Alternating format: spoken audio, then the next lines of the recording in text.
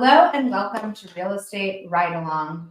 We are now on episode 4, which is really exciting to us. And this is an opportunity for you to hop in our car and go for a drive while we talk about all things real estate. Well said. We're like a series now. Yeah, one of our favorite subjects. Exactly. We love cars and we love real estate. Well, you love cars. I just like being driven. Oh, really? If I'm perfectly honest. I know you love this car. It's so nice. Anyways, Today we are going to talk about the ever elusive National Association of Realtors settlement for $418 million, pending court approval, of course, and what that actually means for our industry as a whole and how it's going to affect you, the consumer. There's been a lot of talk. There is always a lot of talk. Scrolling through Instagram and TikTok, not that I do a lot of that. Yeah, guys. Right. You're just like at home, just like scrolling away. It's wild. Just don't do it while you drive. Yeah, I don't do that. We're not doing it right now. But I feel like there's so much misinformation out there. Like I'm reading just even nothing against CNN or these major networks, but like reading stuff and it's not true. Like I guess that's what it is. Clickbait. So I learned from you today, Shemeika. Okay, well, I was just actually in a meeting that was an hour long through EXP, which I'm very grateful to have them. They had spent, I don't know, tens of thousands of hours, collaborative hours with attorneys and conversing about what the settlement means to us as agents, what the settlement means to our industry as a whole, what the settlement means as a consumer, and how we can be prepared to serve our clients as we progress forward into this new market as of the middle of July. Now, remember that this is still pending court approval. The DOJ has to approve it and the court has to approve it.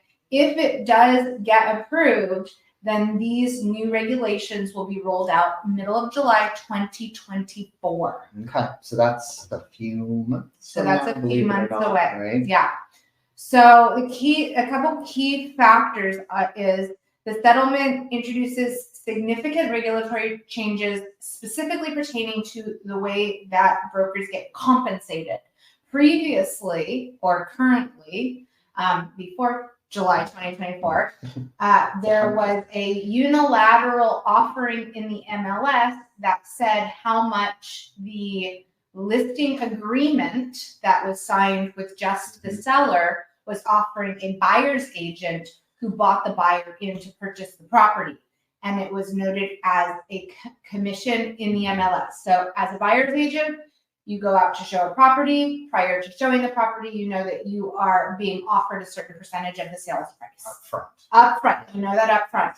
Now, as things are getting shifted and upon court approval, in July, there will no longer be a section in the MLS that says what a seller is offering to a buyer's agent. That is not to say that a seller does not have the option to compensate a buyer's agent. They still have the opportunity to compensate a buyer's agent. It will be called a concession, and it has to be negotiated in the contract. So even if, say, a buyer's agent calls the listing agent and says, I'm about to go show your property at 123 Main Street, what, if anything, is the seller offering as a concession for the buyer's agent? And they say, we're offering 3%, 2.5%, whatever they say. And then the buyer's agent does not negotiate that or write it in the purchase agreement. That percentage is not obligated to be paid. Wow. So that's what I'm hearing. I want to make sure I'm correct. Please. I'm just like, yeah, I'm like, no, seriously, it was good. It's just nice to get some clarity on this. I've heard 7 different things. Okay. Everyone thinks of this differently, but you're saying that when you put an offer in for your clients, you need in your offer, that's something that's going to be new. You put that specified in there because the seller, if let's say you forgot, not that Shemeika forgets everyone, she's pretty on it. But let's say you didn't do it, they're really not obligated to do anything. They could say kick rocks. Yeah, they are absolutely not obligated. And you just worked for free. Not necessarily, because before you show property, the other part of the pending approval settlement is that prior now to showing a buyer property, a buyer must sign, and this is new, a buyer compensation agreement and a buyer broker agency agreement. So if you call me up and you're like hot to trot, ready to go and want to go see like 10 houses or one house, you must sign a buyer broker compensation agreement prior to us going into the property. So you as a buyer are now having to agree to compensate your realtor on your side. Now there is a bit of a discussion as to whether a buyer previously was paying for their side of the commission anyways. However you slice it and dice it, if it comes off of the seller's concession, if it comes off of the seller's side and the seller is netting an additional 2.5% or 3% or whatever the price of the house is adjusted up for that commission, and then the seller writes the check, it's the same thing as the buyer paying that amount. It's just rolled into the cost of purchasing the home. It's not that they have to come up with an additional closing cost. That makes sense. So now if a buyer comes into me and says, I want to go see this house, and they sign a buyer compensation agreement with me, and the seller is not offering a concession to the buyer's agent, then that buyer will have to come in with that additional chunk of money for their closing costs. Makes sense. And that compensates you because they are signing that buyer broker agreement ahead of time, agreeing 2.5%, 3%, whatever it is that you guys agree on. Yes, and it is. I mean, one of the main things about this lawsuit, it was that people felt that they were being forced to pay a commission that had basically been price fixed, right? Negotiations, commissions are always negotiable. Mm-hmm. I say that a million times. It says it in the California Association. It says it in Been like that forever. Yes, in the California Association of Realtors documents, it says in bold, all commissions are negotiable, but the lawsuit kind of took effect because people were feeling as if they were forced to pay a certain amount and that they were not allowed to negotiate that compensation. Interesting. Yeah. Okay. Can I ask you a question? Yes, please. Yeah, please. What else do you need to talk about? Yeah, what do you think this is going to do to our industry? I think, positive, negative. Yeah. Sure. I would love to get you've been doing this for a long time. Yeah. You know your stuff. I'd love to get you. I love that question. I think that it is going to make I think it's going to elevate our industry. And I think that's actually really great. I think that, this is in some cases the biggest purchase or sale that any one person or family is going to go through in their lifespan. And on average, a family or a person transacts in a real estate transaction 3 times in their whole entire life, unless they're an investor or flipper or something like that. But the average American transacts 3 real estate transactions in their lifetime. So I think if you are only transacting 3 times and it is the biggest purchase or sale and you're handling a ton of money, you're handling title, you're handling insurance, you're handling a lot going on during so many different components, right? that you want to hire somebody who is educated and that knows what they're doing so that they can navigate you through. I know that like everybody looks at the big sticker item of like, oh my gosh, commission, we're paying so much, but it will cost you so much more if you don't have that representation. I totally get that. Like if you end up in a lawsuit because you didn't properly disclose as a seller, or you end up in a lawsuit because all of a sudden there's an easement on your property that you were not aware of or that was not explained to you properly. You could get hot water really quickly it will if you don't have the right guidance. So much more money. That's my view on it. That's totally my view. So I think because now a buyer sees this big ticket item and that they are potentially going to have to pay if there isn't a concession from the seller's side, that a buyer will make a more selective choice when they're choosing a realtor. It's not just going to be a hot Zillow lead and go show me a property, and then all of a sudden you've entered into a contract with somebody that you've only just met.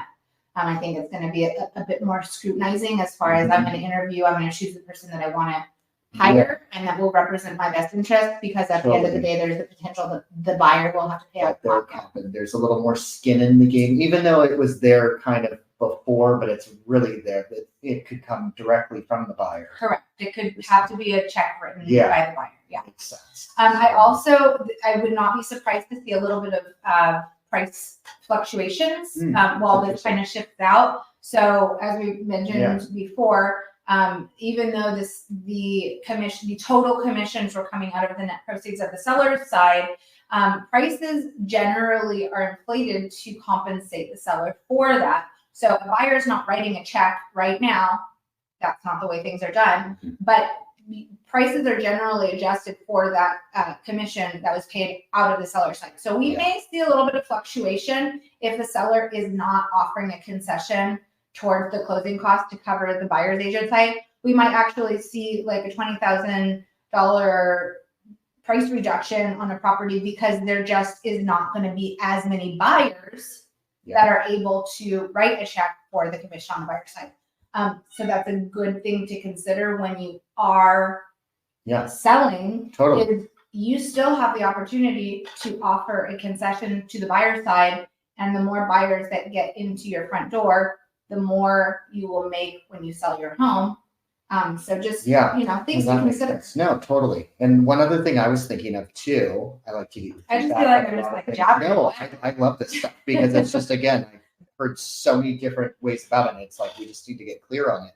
But I would think like a listing agent, a real true professional, is going to advise their sellers to have that proper concession in there because it brings a specific type of client and a smoother transaction when you have a true professional on the buyer side getting the job done versus clients on their own without any representation. I could see a listing agent going, oh, like this could potentially be a problem. Yeah. Right? Yeah. Okay. And I could see there being a variation on the listing side. Like if, a buyer's agent comes in who's got 100 years of experience versus somebody that we're not sure if they can get the deal done. I can see that would be where the compensation amount is potentially going to be different and negotiated. It's really interesting to know going forward that this is a negotiable offering on the buyer's side, and that agent better not forget to write in what they want to be paid. Exactly. And the other thing that I heard, and I have not verified this, nothing is verified yet because it's still pending board approval, but is that if you have a buyer broker agreement or buyer compensation agreement signed, and it's signed for 2.5%, that is the most you can be compensated. So even if you were to negotiate a 3% concession from the seller's side, if your buyer compensation agreement says 2.5%, that's the cap. Got it. So that's interesting too. So it's a double negotiation. But you could come in under without. You can come in under. You can, But you can't go over. Yes. So that's interesting. So wow, a lot of changes, but I think it's going to be. I think the true professionals will continue to do what they do. Yeah. And I know this sounds kind of blunt and not politically correct, but it's going to kind of trim the fat in our industry. Well, in a sense. Anytime we have a shift in our market, in our industry, we do lose agents. And I would assume it's sad. I don't want anybody to leave if they don't want to leave. We're nice people. This is a industry that you have to be resilient, you have to be innovative, you have to be willing to change.